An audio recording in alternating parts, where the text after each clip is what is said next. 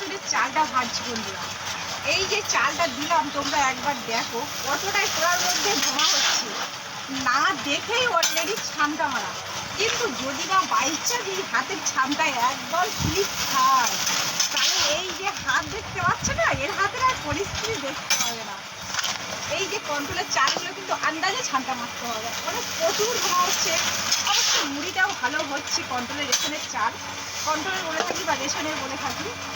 কেমনভাবে রেশনের চালের মুড়ি ভাজি আমরা আর কেমনভাবে মুড়ি খরচা হয় অবশ্যই সব বড় ব্লগে দেওয়া রয়েছে। মুড়িটাও কেমন হয়েছে তোমাদেরকে দেখাচ্ছি। আসে জলের মধ্যে অলরেডি ভাজা হয়ে গেল, তুলে দিলাম। আর তার সাথে সাথে আমার যে ভাজা হয়ে গেল, যে দেখো প্রতিবারে কিন্তু আমার বালি এমনভাবে তুলে দিতে হবে, নাহলে প্রচুর বাড়ি করা হয়ে যাবে। সামনে করা কতটা হিট চলছে।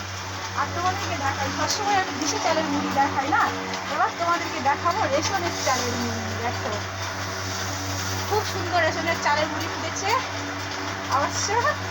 আর সকাল থেকে কাজ করছি বন্ধুরা, সন্ধ্যা মুড়ি মিলে তোমাদের সবাইকে অনেক অনেক সুস্বাগত।